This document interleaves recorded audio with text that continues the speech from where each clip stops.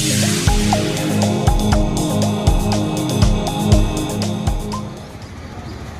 hei, tukin singa. Hablakona hian Lorang People Movement Party program kanan duanga MC than ko ruak vela. Amaro chu hei party unity kan la veng NPF te kanan dora. Amaro chu anin hun kan nei thei lo ve. Party kan ro ki mai ro an ti ya kalai kha ini mo dulu kap tep alo mani chuan an tu bua tukin program ni siam kan ni kha min lo kia sak masak turin kan nge cewa ke hi la ramo ya I West 3 block president PM party ni kan ni chuan kan program akan suai tu dia kan pun laram dia masai lo kan pun serman ko ni ya ei ka che ta anga chuan introduction ni kan te na langa chuan kan candidate ko le hoi te sai tu ranga ila chuan kan minister pu te te an tu asoyanga pun to pok ka puta au do na ni ai kan pia che wangin kan malo ka MC dari Tangdona, Tajuan, Idol West Street, Wamsunga hianin Wat, MC Wat tadi, Wat song palile song pangang oma, Jinlok sa song pangalama program kan mana izawa, Dona song palilama pun kan Dona, Wat song pali Wamsunga hian Katla South, Katla East, bisa nureng tang deh kan oma, Juan kami dari tamian buroi, terus dia kuya, pasal ni kan ya, terus menanya kan dia, soalnya, kecuali kan soalnya, minti lautin saka, adial West 2 Lampang buat tengah kampung namun, ama mau lain kan biang su minum saka pun tetap mai minan KPI dan minister PTT Singapura lalu kan soibok ani ya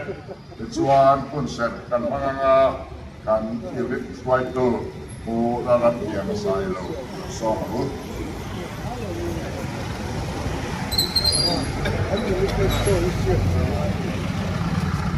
oke ini ya pun set mang tora di kania amaro chu ai di on tak ogla ya ke gading di ai ya mo me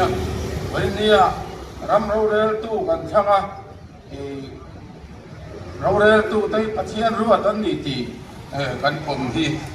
angai sia pathian tu ngai karang ni sam somthum pasarina el thalau ti tu te wangin ni ti lungai du sura el lo takati chu athan su lo bet angin na thu kan bualma tim ring angin koi don sia lalpa chu ding la sil tha lo erama hian la ni nom na zero mon ta kan sia le lok nga tasasi mong ni sang so ma Helcha kiatan Krista Isua chuan siama omin ama kutsuak an nisia chu helcha ti chu kan obaturin pathianin abuat sailo kani helcha kan ti sera ram dit tak kan rawre tu tan fuai thainan lalpan kan sa ta na thu mal so se pathian ne na itong ta yang u lalpa kan pathian du tak nangin mai tu India huncha minpeya helai muda kan ram suai tu tena miron kau namuda hian nangin khara min suai min om pui la kan tua kan ram suai tu ten dikle chat takaron re thela turin an mania ko na ai tho sel kan tua ti roin ram suai tu ten na thata ka thok tu ra kan tu lain มีปุยตะโพเฮียตีเวดูกันนี่ตีตะโพกันอินเชียตาตีเปลชัดตะกันพระมกรากันพระมันช่วยเทนตูรินมีปุยตะนักันเบกันเชเทนตูรินมีปุยตะเจนาลปานังินนาทกลารำช่วยตัวตะปนไปชวนไก่รุลวังยานิเทียมังเนียรามันช่วยกันรำยานมาลงสอนเทนตูรินนั่งอินคาราบินช่วยไม่ต้องพูดกันด้วยตัวเป็นเจ้ากันโดนมันชูจงเงินมิตรบวยไทยตัวหาสันเอาจงแล้วก็นั่งอินเป็นเบลมินช่วยละตัวเป็นการโปรแกรมที่เนี่ยนักการสารนี่กันที่ตัวจงอีนั่งมาบินเราปุ่นเราเป็นตัวดีเอ็งจงก็เป็นการได้ไปช่วยกันที่เรื่อง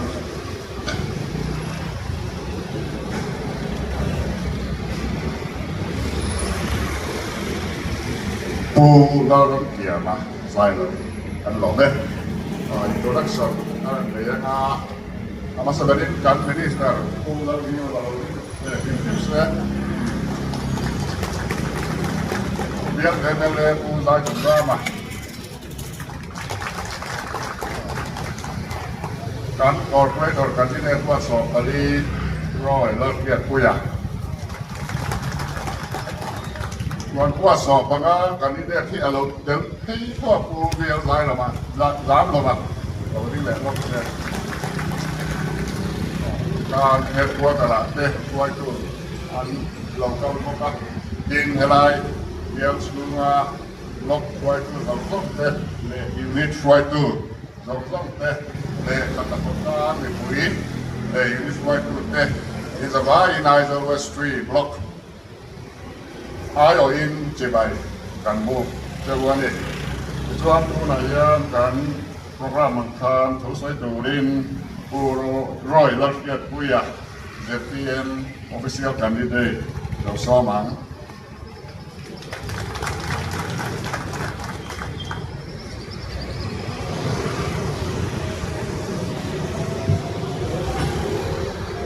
tu kia là hay party lama kan buat kuih deh in at takona elaya dor nei te tai local ote chibai ama sai kan bu chewa tu ki dai nei kan ne bele dam ma sa tanga adi aya MLA fan mam cha anum lawang ki khopa MLA chak uza mate tin kan minister ma poa chalai te na kan nei zon ron te ne platform kan akan ding ve nei ro pui ka dia alo om ka di le ni tu ke daian thu rei ka soi don lowa bila ka ni lowa chu bang chon ma ni chan chin le man soi ka ga ya ni mi lo ai thak sak ve ram ta ula tum sang ni som pariat sa ni som pasari zok kan ka sa da kwan KGB secretary lom ve ya bian in kom râu rèn có về palai cái này chúng mình trồng chuan, nó có tel về á, KTP Mizoram cũng mày com percentage cái lâu điểm em cũng bắt sống thì bằng tất cả lâu nha, về hỗ trợ em mà, tại chuan, branchช่วยคุยกันเนี่ยโควิดเนี่ยกันในตัวรวมมันนักเสียมั้งอ่ะ agenda เสียในข้อตั้งใจการตัวในตัวหัวงูทีรวมมันนักเสียมั้งอย่างนั้นที่กันที่saan isang pasariakan income ta 23% akan kaya saan isang pariata 27% akan kaya so pakwa 37% akan kaya so di khat mobitin ninon nang singa chumi ka soi san chu thil tam tak ve kan nei me china chu ma chuan in ve kan an ne tang in chiang te thong pui te ne ro man da siama thil tak tak in chua ve chua tum mi hi kan ni ya in sa nan soi le anga sa ni som pariat thau khan school tan ma aba khan le pa kan buai loi china ka ku lai kan nei tu na kan se ve ya ta chuan lo pam tiffin siam te kan buai china ni chu mun lai chon tiffin hi siam ila school a supply tai la i idea kan bot nei ve ya chu mi chung chuan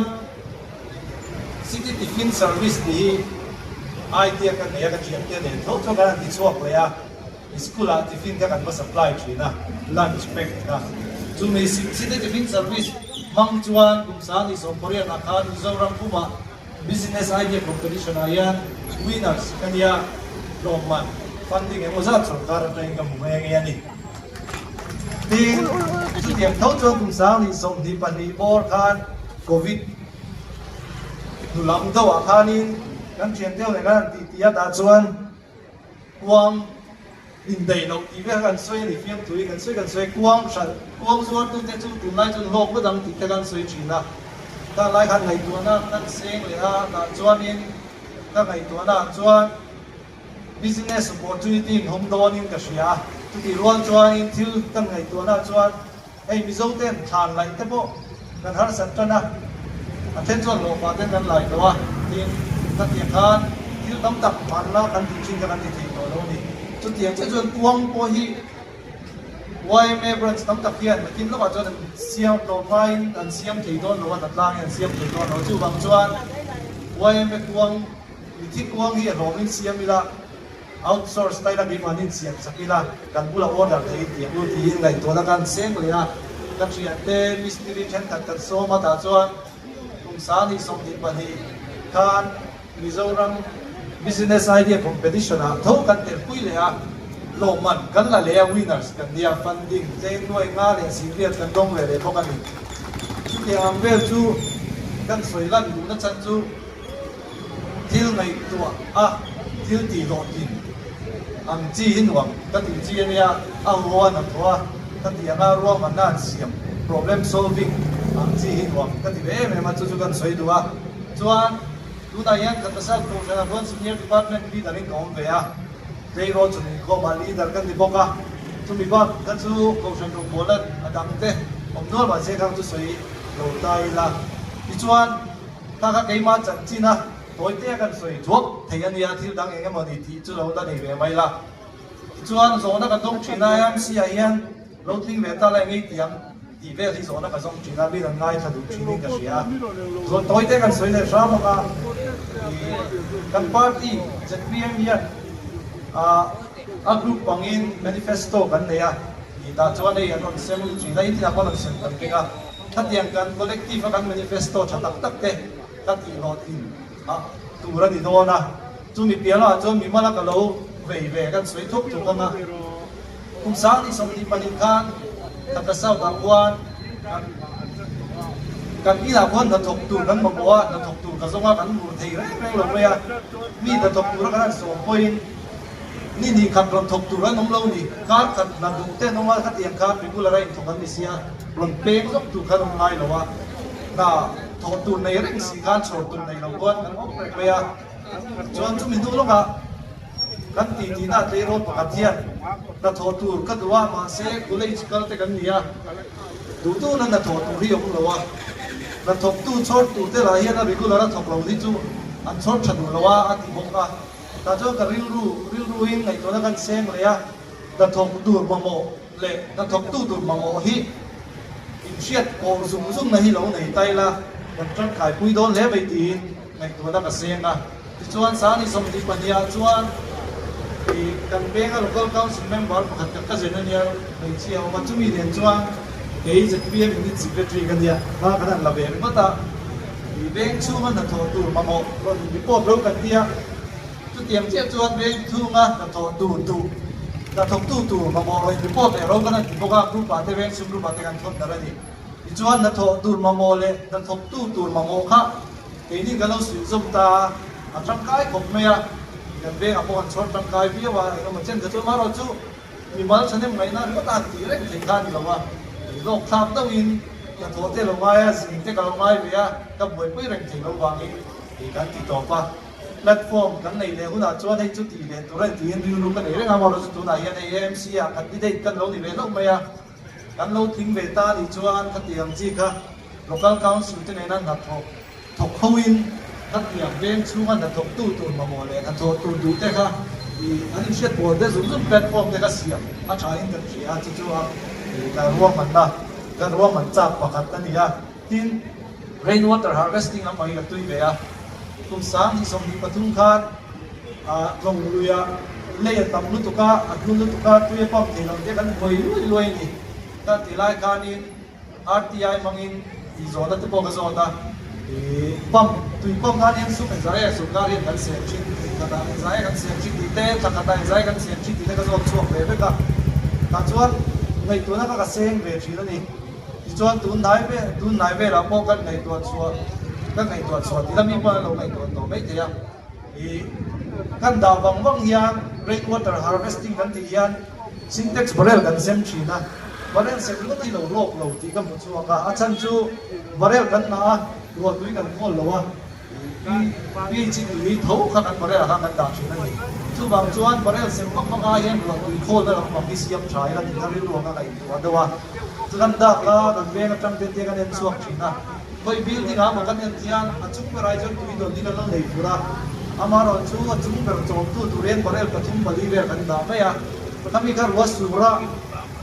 อาขาตัวจวนเหลี่ยมทุ่งตัวร่างกายเราเนี่ยกระดิ่งรัวจวนลีโดโคนนะฮีอินในตู้ที่เจ้าเราอินหลวงที่ส่งโจมเทียนเสียมไตเลยที่นั่นมันนี่อินในตู้ป้าบริเวณขาตัวตัวยันอินหลวงที่ส่งเสียมทับดาที่ส่งนี่ละจู่จวนเรียนวัดแต่ harvesting ที่มุ่งมันส่งอินการคุยที่อันนี้หมดอินเราเรียนรู้ที่กันเนี่ยจนกันเราที่เวทีนี่จวนอินไฟกระจายการเสียมของเราว่ามันจะเสียมแต่จุกันจากเวทีตัวที่นี่ประกันคุย rainwater harvesting อายัน IMC อายัน budget อายันรวม 23.250 อันเราด่าจุบางจวน rainwater harvesting จุนายนชาโซเกียนกับคุยที่จุดนี้กับบุตรว่าที่จุดเปลี่ยนว่าจวนเฮ้ยเวงที่นี่คุยพูดกันเนี่ยฟูไลท์ทั้งยันตุยคุเรียเลียบเลยไม่ยังอีกตักหรือว่าอีกตั้งไงเล่าหรือว่าฟูไลท์ตัวนั้นสู้กับไงเล่าบ็อกซี่หรือว่าเท่นี้อีกตักก็เสียงดังเอาว่าโอ้ทีมกันในตัวกันเอาเด่นแต่ชวนรีเสิร์ชเนี่ยนั่นเป็นตัวชวนตุยคุรเวกที่นั่นกันในที่ตุยคุรจุ่มที่ควบไตละว่าตุยเลี้ยงสุ่มที่ฟิลเตอร์มังอินฟิลเตอร์ช่วยละตุยตาก็สวดเทียดานะอุ้มกันเชียซุ่มตับบักเสียงเราเนี่ยที่ด่านข้าเราอุ้มเร่งไม่อะอินIMCบัตเจ็ตกันเองนะ IMC อายันตุยคุรเสียงนั่นยันบัตเจ็ตโคร 1.25 crore ที่เราอุ้มเบบอกว่าจุดเดียวกันอีกไปจวน IMC หวังช่วยอายัน local council สมเด็จภาษาอีกันออกมา local council ที่น่ะตุยคุรประคับโชคขาด้วยขันเป็นโชคคนที่ละอาเราได้เรื่องไงตัวน่ะจู่หวังจวนตุยคุรตุยได้ฟิลเตอร์เสียงได้แต่คาร์ว่ามันนั่งกันในโรงเรียนเนี่ยแต่ว่าจู่การเรียนรู้ว่า IMC กันเราที่เรียนจวนมันหลับกันตัวนี้อ่ะก็ไงนั่นนี่เรื่องนี้ที่น้ำตักใส่ตัวเรามาตุกินะแต่กันในตั้มเลยว่าคู่ขัดลาให้จวนนี่โอเป็นจริงแต่กันเลยอ่ะคู่แต่คู่ตีจังจุ่มแต่ว่าตัวได้ผมว่าโดนแต่ว่าเสียงแต่คู่จับกันเดียมันหลับกันตัวตั้มตักของโดนนี่กันเชียจู่ตัวเตะอ่ะคู่นะก็มันสวยดีอันนี้อ่ะอันต่อไปละจวนที่ไรอ่ะเนี่ยที่น่ะบายดัตตาเทคโนโลยีเวียดีนั่นที่ตุ่มเตะนั่นที่เฟสโต้เทคโนโลยีเนี่ยเราเสียงกับชายจวนนี่ที่ไรอ่ะบอยน่ะกันทุ่มให้กันตุ่มเตะที่น่ะที่เราจะไปเราเอ็นดูน้องไม่เก่งจู่เราจะจวนเพราะไอ้ตั้งมีเราบอลเดือดชอบตัวเองกันเองเจ้าเนี่ยจะหลงเลย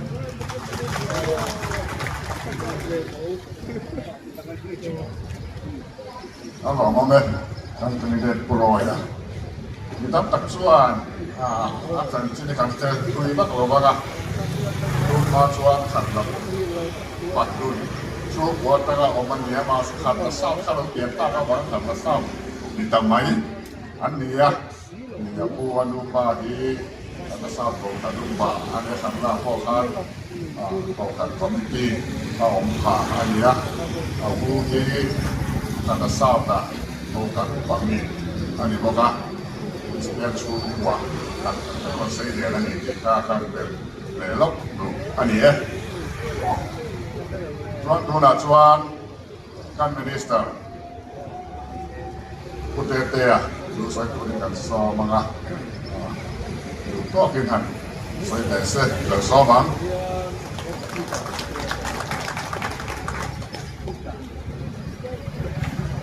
Kanin kong na tayo po ito. Talagang kinamsan. In, o kanila. Talagang moya. Kan,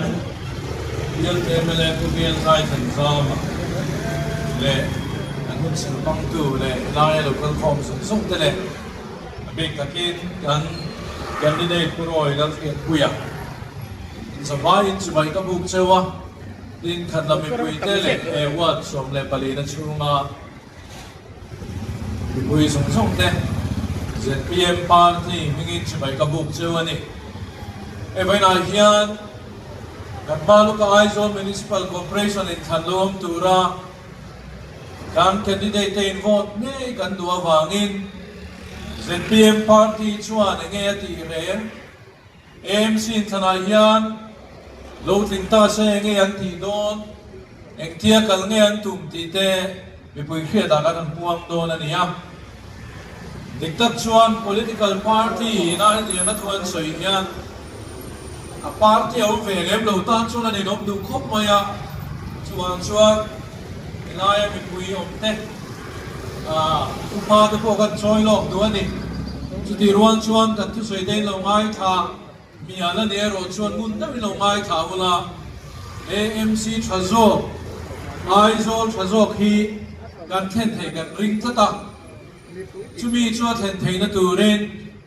eng chiang e ZPM sarkar hian lo ti ve towa AMC a chuan enge ti thiang ti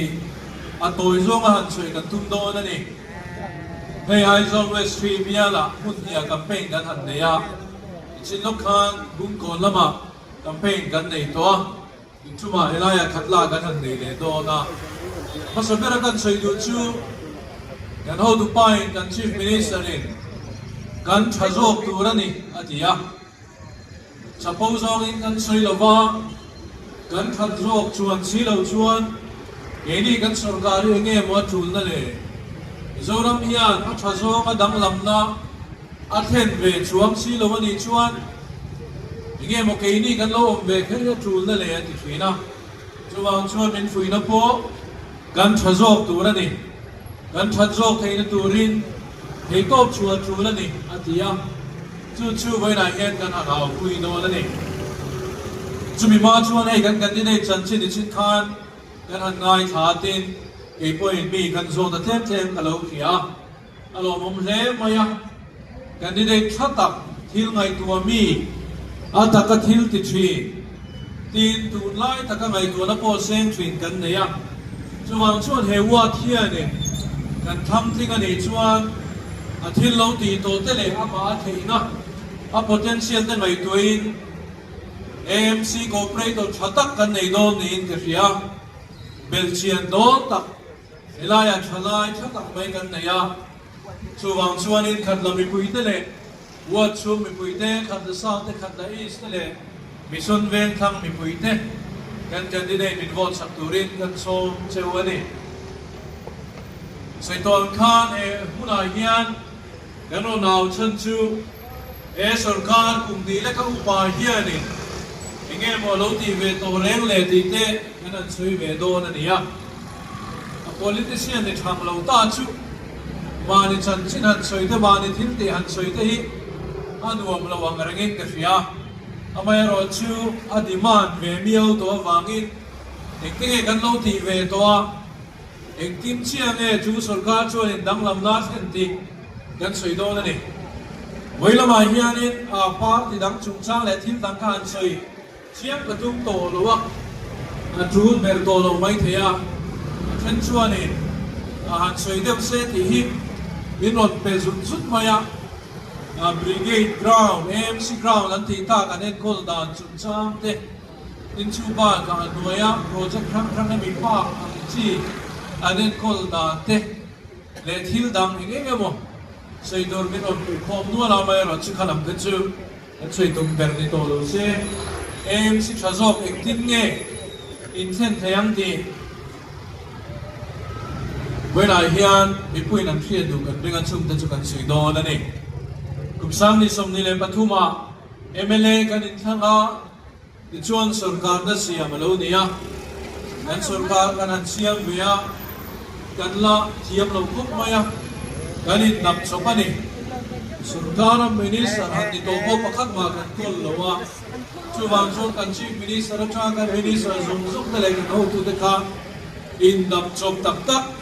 với khắc mà rong rèn nó vẫn phun là chân ngay đầu tiên nhiều vàng in thil zir sung ta po re ka thiam lo ani amai ro chu he mun rei lo te chu hian kan thazok tura ni ti kan au puya wangin thil chen ka thi thlen khen tir kan nei ka ria chung te chu mi puin kan phian sa kan sei do na chu zong zong ka sei ma chuan AMC chung chang toi te kan sei le duwa municipal corporation hi ko pui lian zo ka phe chuan in thil an ti thei ko pa mi khen khat chuan ni Maharashtra sarkar na siamai chuan Mumbai ko puyen ko tu ni hi a lok zok in thil pon ti thei zok en ti thina tu tiang che chuan Delhi ko puyen ko na ta po ni Aizawl ko puyen ro chuan Aizawl municipal corporation dik ve si hi kan kal pui dan te ala fu tok lawa wangin thil ti theina ala lian lawa a budget te chu om ve urin thil ti theina sang tak nei ve tur ni si khan kan kalpui dan la dik tok lo wangin kan ta theng sang lo le mai chuwang chuan corporation thazok hi ai zo ko pui hian a phu ve to a mi pui chen ko kan thanem to a chung ta chu thlen ti kan tum do na ni chuan MC kal me ka hian la budget ko ya lo tlem lo le mai a tu na hian MC he bai ben za le som pali tun financial year a hian asami som ni le panga som ni le pang hian budget na ya chung zinga sa zena somriat bor be loi be som pole pakhan bor be chu mason na ni thona ta na da ania heng te hi om se ne ya man nei chuan thataka he khopui ta na man the ani lai hian kan kal pui mek da na e ma point galo sui ve to thina ni tun ma point AMC kan kal pui dan hi VCU rin chuti lai chon corporation ani lawa Council Aizawl Municipal Council Khania Municipal Council nei ve CVCU ora kan chua contract te nau te train toi te step ege molai siam na tur petuang me ka hianin kan ngaya an mani pon chulam chunin ngai dewin ka fia an function da de po hetiam na kania wang hian hei ai try chuna kal thiam mole ni kalo au puin kalo ti pui ve to thina ni China po han ka sai ni zan an la Christinai kan ko prei to chuan vor zinga min hemi chung chang a sui hi ka ngai tha hun rei tak zan dai dar khat do theng ka ngai tha chu ta chuan MC heti lo de hian kal thei lo min contract te naw sem tuang le ka min ngaya maso na ru rel tak tak then thei tu ani sia ti asuya chu chuan karil ru dek zarmaya chu wang chuan Aizawl Municipal Corporation thazo khi kan nei thei karing ani Manilo kanin tun financial year to tura kanin kan ho tu ten urban local badia koi som te an tak taka ne mi pak ti han soi lo tu pen soi ngai ne china sarkar ma sa khanan lo tai ma tok lo nge angai nan che tok lo nge ni urban local body grant te rural local body grant te kha ho VC lo kan ti te AMC en kol na te AMC en ti la lung lei te po te ni na ne chu an bu tha tok lo mai te chuan kan ho tu ten tai ma tak mai na thu ma urban local body grant AMC kan ti mo noya en kol theina tura koi saum chu kar khachungin installment thu man chuak te renga ni chu ti chuan AMC thara lo piang a tu po lo sarkar se ti chinan budget pa ngai ni lo ka vai be se som li le panga an man tur hian kan chuak tiam to a poisa kan nei to ni tu na hian chung ta chuan ya man kan du chu ni thatakin lam tangin theng noi mai lo man kan duwa chu tiang a tan chuan AMC kai kuai ta ka ti ban ZPM kai kuai AMC sarkar ya ni nge ya ya Aizawl hian AMC thazo hi a phua anei thiam ti kan ringa engtin ne anei thiam ti kan soi don chuan kum ni chunga ZPM sarkar ina athil ti te kan soi ngai ta ani kan ho tu pai thil thatia in elam u tia wangin ZPM lo sarkar ma kan soi ngai mi alo ZPM lo sarkar ta tu kan soi chu heng te hian ya pakhat na chuan ai kan lak ti to pani sarkar na thugrang si khan ai kan lo la na sa thina chu chuan kan sarkar na ati boya chumi piano ma chun discipline om lo dan lovin na sa takin kan puyani MCS senior officer pakadina min trin chu sar kan soi ve tu chu om lo wa mai ro chu ai kal la khi ti top lo ulam chuan du na thanga hun rei lo te ya kan sarkar na hi ai kal ten min an thok na sadona department chen kata phei chon an accounts ka iran khoi to ni an ya chu dan lo nga kal chu dan na kan lo nei to ZPM alo sarkara ai kal la ti to pan puanga sai fau chinai kan la kan ti to don khan a on lo ni mi le sa te kan campaigner te chung te po khan lo ni ve tho ni amai ro chu kan ti to thiam tin kan awa ti chuan kan ti to ta ai kan la mai kan lo nei to chu kan ti to the ni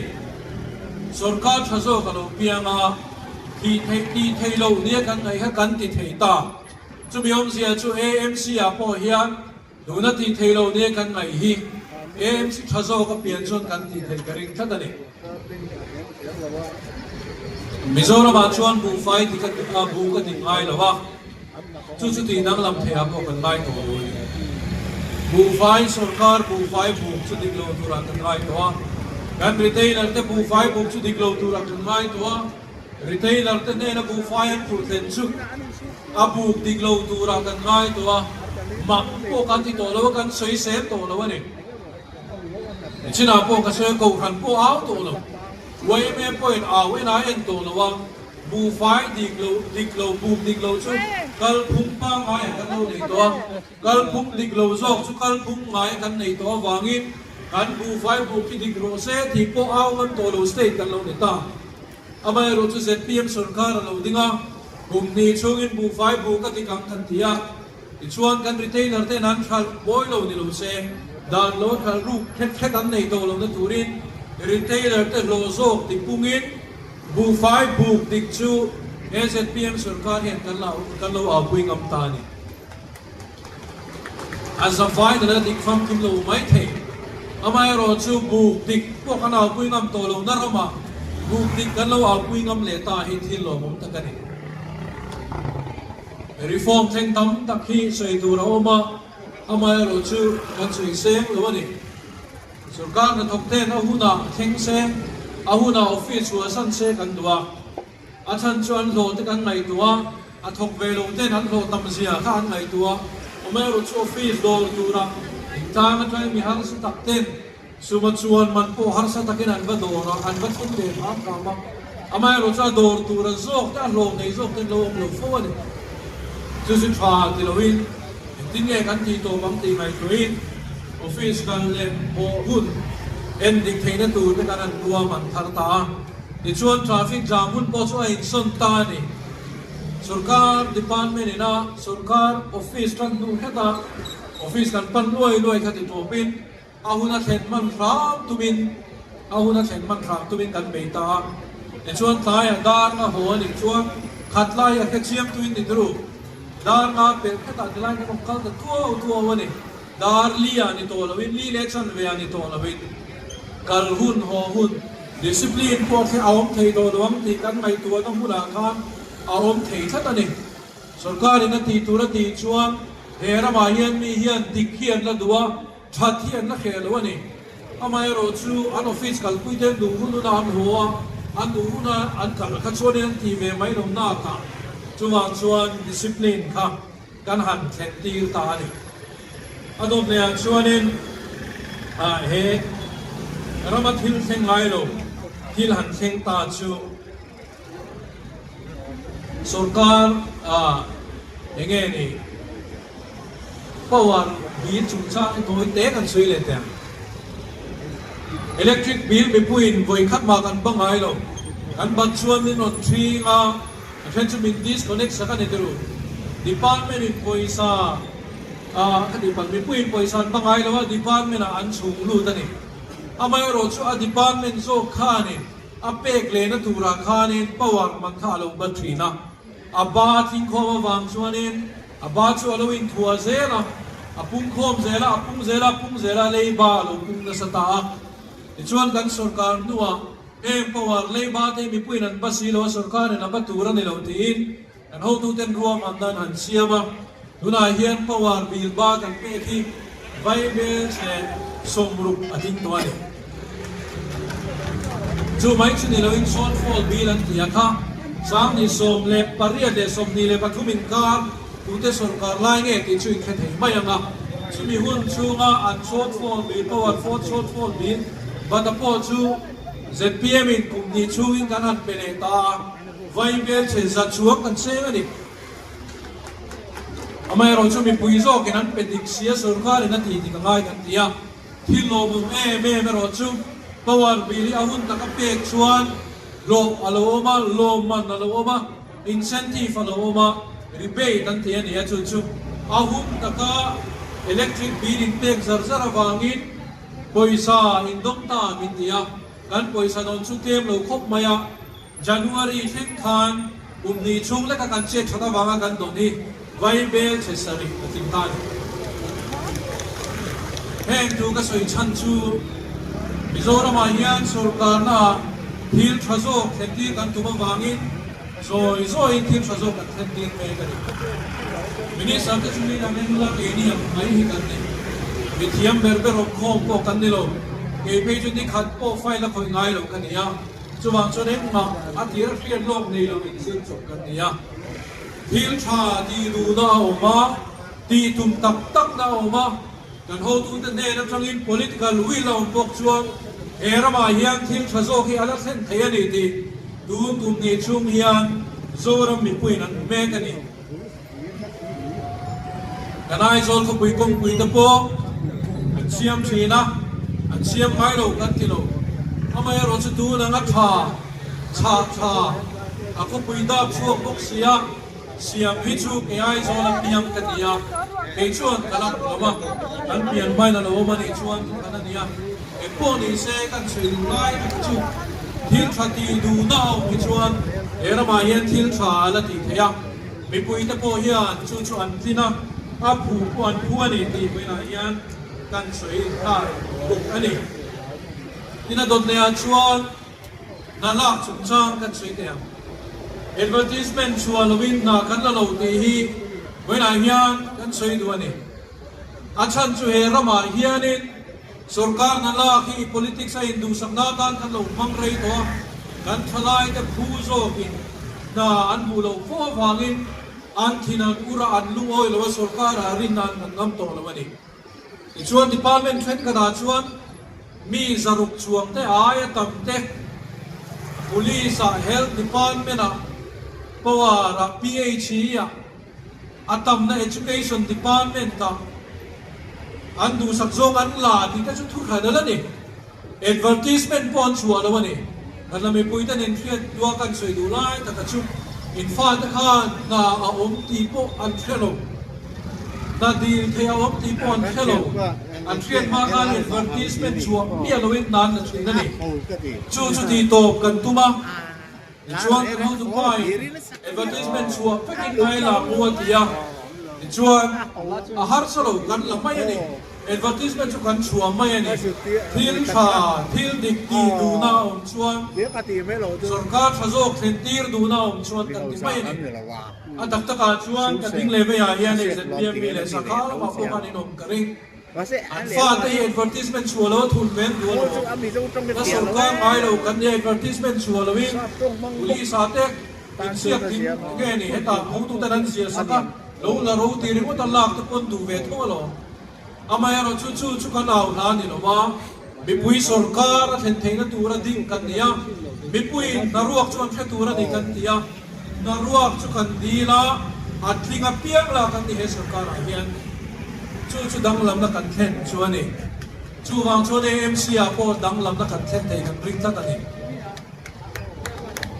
china bung ko na ka soi kan soi le te police lak chu cha kha mai ko mo ren khop ya kan sarkar do al no ba kan na la chu ni ta ni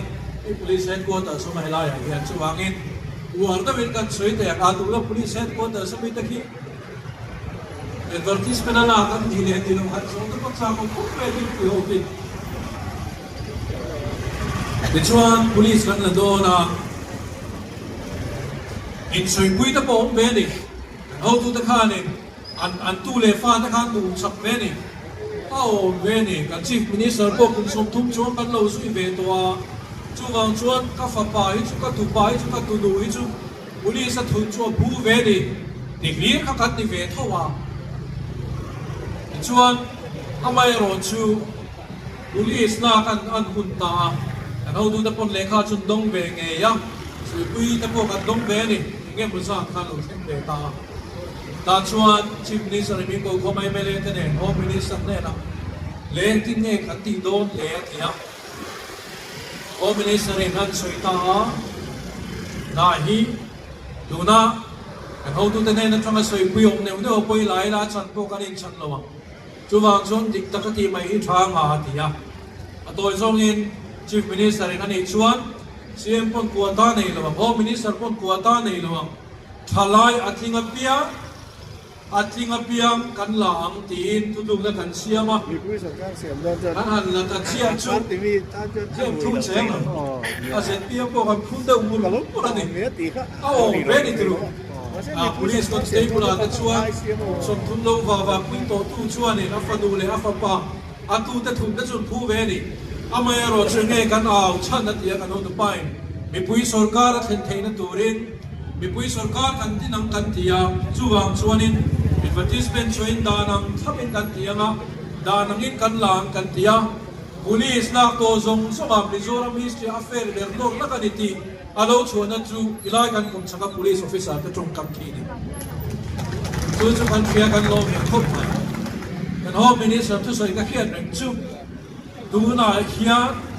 indu sak zong te thum thei loi ni MLA ta point mil ru ana dewani point kum sang ni som ni le paria ta in thana lo om le do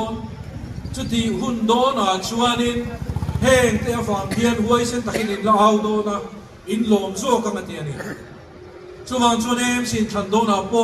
huai sen takin ding na kan kal pui tin daron au ngam pha ta ti chuan eng dang lam na nge e sarkar hi na thlen kan ti chuan advertisement chualwin na an la ve lawa kan thalai atling le tlak ten nan mu ta chu mai ani chu ni lom ni he zoram hian ama moa he kan thalai ten an phu ve reng ani Aizol hian, Aizol Chazok, the Yapu Wangin, AMC Chazok, Din Tumin, and the Zong Yan and Soyanga, a rook nak atom, na AMC ni Rose, a rook na Azarin na AMC ni Tolo second to one. To AMC at Chukantin take and bring that, Umni Chuakan Ho to ten Sorkara, Danglam Nan Ten Chuan, do not pay Chuan Sorkara experience can only be a pet lakhe tablo maila chu tene na tram kop chuan AMC thazo khi gan nei thei kan ringa chumi thenti theina tur chuan khatlami puite khatla sau le khatla is le mison beng thang te hiani puroi dal ke pe hi lo thang tinguna chu AMC thazo din theina tura aki poimo ani be si tak ani thi tam chu ka soi to lo mai nei kalai thin kha soi tu hi atam ang reng khup maya chuanin halai ti ka du to ka soi tu tak ro chu eng tin nge AMC chazok chu kan din the ti ni ta ni eng tin nge AMC chazok chu kan din the ang ti ni ta chuan abul gara chuan AMC lang tlang ani angai AMC rung na do ani angai AMC nge ni AMC huap zo ani angai AMC don doyen na te po fair ta ka kalpuya ni phota ngai na ichuan manifesto ka kan nei me ta kan manifesto te hi mi pui khia ta kan sei to kia wa mai ro chu voina hian ha than big lai toi te kan sunga pakhat na chuanin kan sei lu chu ni china po ka soya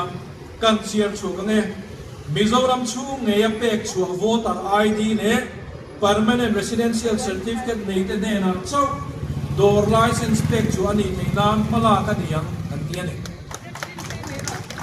kan sum do na te ne ni la sum do na ai so khopuya a license nei tu ro cho ku khep na chu a subject jam tu chu AMC ani ta ni chuan ek te kan ni chuan zo Mizoram khwale tui ni lo ten kan sum do na ro lu chiltran mek lai hian AMC ya ZPM alo surkara elaya puro idar ke pe in no thang thing ani chuanin AMC chuanin do license nei hi voter ID dik tak nei thap le residential certificate dik thap nei te ne na chau dor hon phal nei pe kan ni don chu ringot po chu AMC thozo kan ni na ta na kin poi mo ke sa ni kan sum do na mun ta min lu chua to min ne chu china chuanin che da hat chang to thina nia adon le hi min pui ngom ani AMC huam chunga in sak buai pui chung rei lu tuk tia ju ti ziaw nan building regulation sam ni som ni le pasari le mo in mun le lai chung cham site development and stock modification regulation sam ni som le pasari te en nonin a chu lang in siam thatani yang kan tiani in sak na man pu tho thilu in sak na man hi atawe me malon te kan pu ka lon kan pu to tu a po apunga marulangai si AMC in sak phalna license ma chung rei lu tuk hian chung ko tam taka ti buai ani engam ching nge kan tiang ti chu kan sor lak sarkar lo wala soi vek ti lo ni ma se he manifesto kan tuan lai hian tu na mi aya tha tu na mi aya ol samzo tu na building regulation le lai phalna regulation an sia aya ol samzo kan phal rai viam ti na ram ni loin mi poina ol samzo ka permit kan mu theina turin ma kan lang kan tia chu AMC thazok chu ani adon ne chuan of property tax parking fee from AMC suma mute atho tu mi puita na trangkai zo ka man ani yang tia nia soi zawa cha ko mai ro chi kan du to kana pakhan le chu AMC community health desk war zo ka kal pui ani AMC office te min hela ma tang chuna va la dewa solam thuam pui ania thuam pui ni tin kalahar tin dor tura sum tam tak sen te mai hu tam tak sen te mai helai tama solai kan permit chen kan wala thei chen kan hi AMC help desk mga po nai ani tin duri ma duwa thewa tang kai zo ka man thei tura siam tu man ya chu help desk chu war zo ka kan pui turin ZPM ang usong ka ani chuan malaka kan nei do ani ni na don le chuan ela hianin kan soi del duan chu AMC huam chu tu pang le mun rem chang lai ta chu puan sin mi ta him nan chei bolin akai noi department te ne tran ko pin bala kan ya ya hei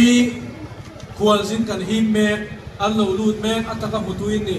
re kam pan na kong te ni atin helai chu ko pui ulum lai ni ya in munasa ni chu sei bola siam tha ai zo ko pui moi zo ka thina kala ka chia to lo mai nga beautification ai zo chei moi ko ma hian department ne trang ko pin that la ka ni yang ti ni ya pathian ko mai na sa ra department chu a sarkar na von phong chel tu kan na ni ve me bok sia ba hian kan candidate kan than tin hian ai zo ko pui chei moi na ko ma bo than kan la thei zo ka nan thok ho rem zo ka tu ang chuan AMC a hian ZPM sarkar ti ri afin thakin du na ri chuan atang kai zo do na ni ti boina hian mi pui min fiat sakuna kan tu ani huan sin an lo lu chuan enge hlok na tuna hian December tha theng khanin puai riat bor ve tun calendar tun financial year chung nan lu to April tha thengin a record kala nei mai lo ma tuna pe chuanin re lo lu du September tang khana pung chau kha ni ya anna sale zo chuan e chuan tuna hianin December tha de January tha de ka chuanin khakata nuai khat at lu thingani e chuan kum khata hian nuai som lo lu tam se mi pui khiat thiam zongin nuai som lo lu tam se chu nuai som lo lu te chuanin se sang khat se lo mang ta se nuai sang khat ni lo nuai sing khat at mam don ta ni zo ro nuai sing khat chu ip te lu lo wangin nam chu na lom na ka te lo ti mai thaya mai ro chu two wheeler taxi khal tu te nan tel taxi khal tu te nan te restaurant nei te mizo puan ta tu te mizo ku chuak siam chuak tu te tin kan homestay nei tu te kan enge nei kan hotel nei tu te kan thil nei tu khak thang dor kai te hian along nan te kan poisa tel mialo kan budget kan poisa tel ve mialo nuai si khat ai pon na tam do na tak taka chuani mi nuai som lo nu ta se khang khan ne si khat lo mang ta se mo cheng sa nga thau po lo mang ta se ino pun tir me to mai do na nia chu ai zon ku ina allo pui theina turin siam kan tum ta ni tunai hian poisa kan tum ho cheng mai be chu san di ne sum na he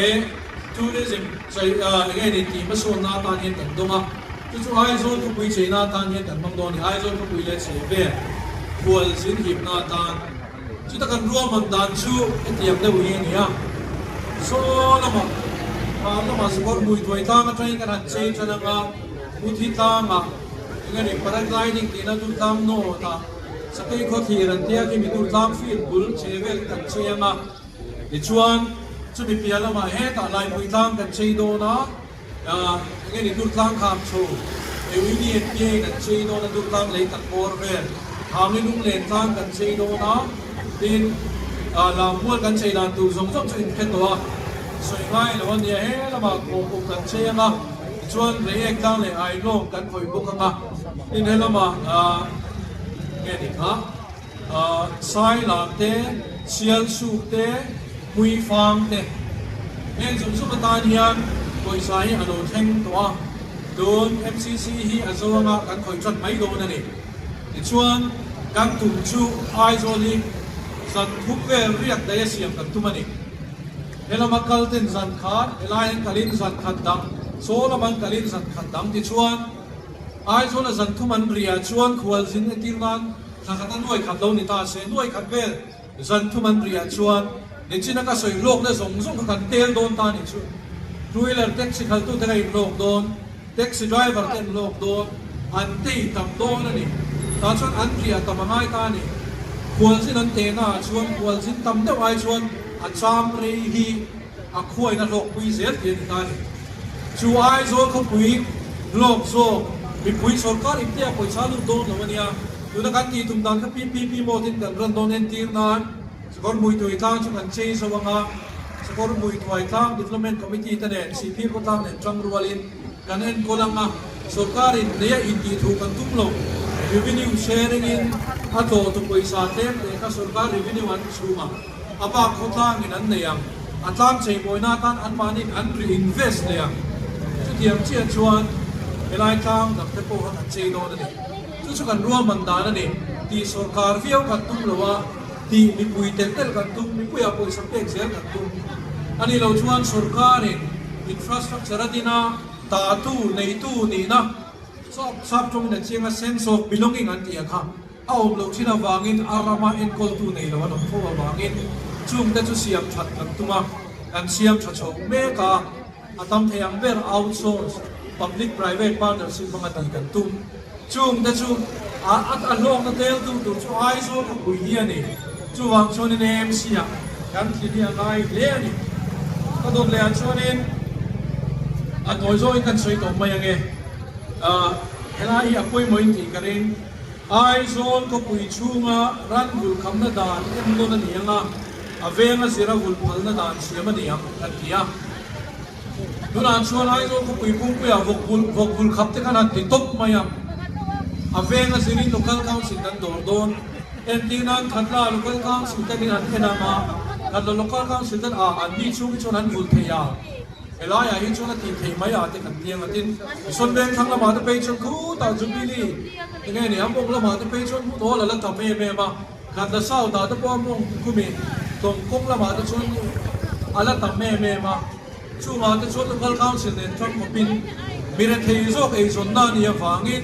apuk puya khap to mi kan du lo kho pui chop te ro kan du chuang lawa kho pui rim chia ko kan du lo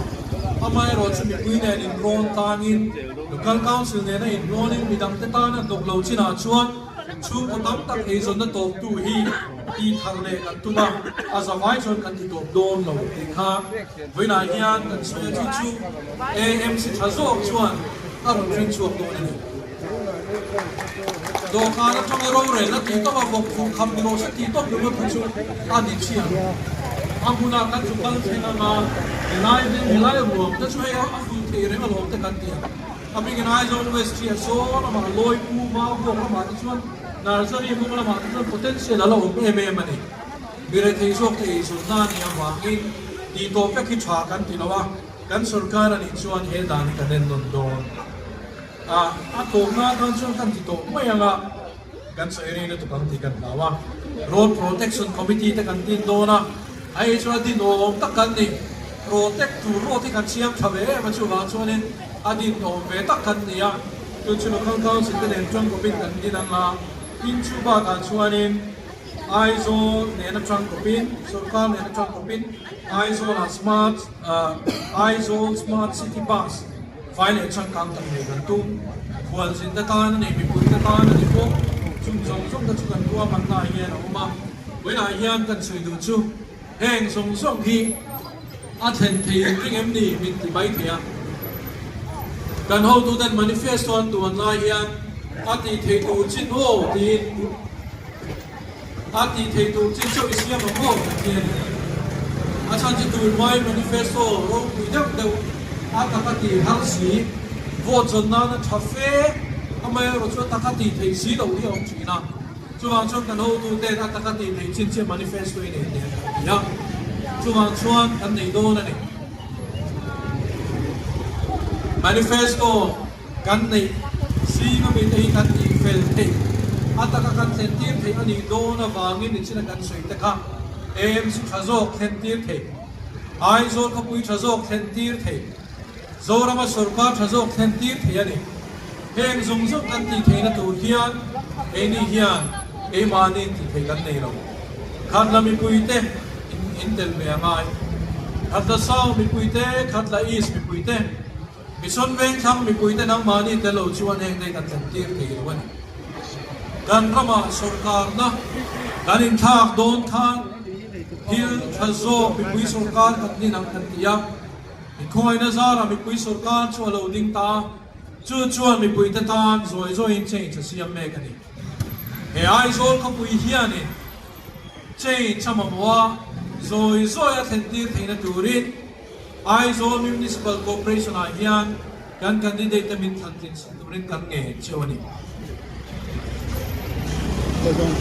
candidate fin le fel ber kan nei lo mai the mi te nga mi hom sa le million pur ko kan nei lo wang china khan ka lo soi to any party the pay chu te ma har sa so a sarkar lo rei da kan no ni ko tum thama kan lo ber de wani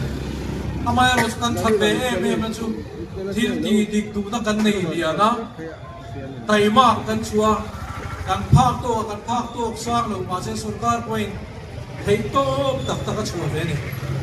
kan thei to tak chuin kan be me chu chuan kan thazo kan danglam tu ra ni kan tia kan au puya ai zol ko pui te danglam turin ai zol ko pui en kol na ai zol ko pui chunga sarkar te indin municipal corporation a sarkar thazo ka din theina tu hian kan candidate min kol pui turin kan som chawani neutral mi pui te ni kan au ni zem thu chen lo MNF chon MNF ko don congress point congress a vote ZPM pon ZPM te kan vote tri amai ro chu neutral mi pui du huna MNF tham ting tri du huna congress tham ting tri an du huna ZPM po min khongai tu na po min sarkar tir tu neutral mi pui bok kha voina hen ko kan ni le chu man voina hian ai zol ko pui hian change kan siam thai kan ring municipal corporation inen kol na ko nga hian tunai thaso khet hich kan tin ve kan ring kan dan siam me te po hi tunai thazo kheta ti zo thei kan ring chuan neutral mi pui te in khomai vote kan on deal dot le mission ven thang khat la south khat la east khat la mi pui ten hil thang amin buk chuan thin lo da kan ne ya hil tam ta kan min buk chuan kan te zok ne ya amai ro chu kan ti that du zok na tal him in fiat sakula le khopia hian khopia ten kol na mu man le fel zo ai zo municipal corporation kan din theina turin ZPM candidate kung ay takamin vote sa turin kung ay vote ng deal niya kalome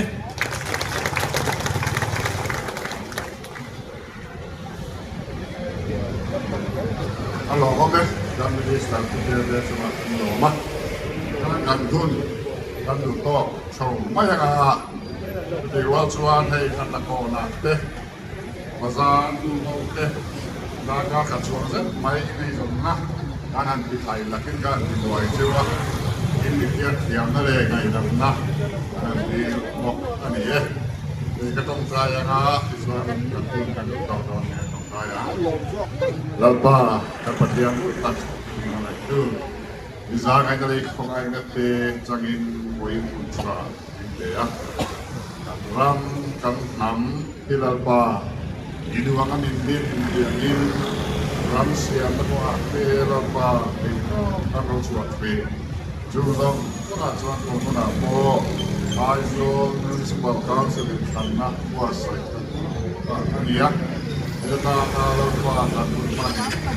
buong kona kan man so ko mo era khatla po to ta bi man ti la ba min kan lo ma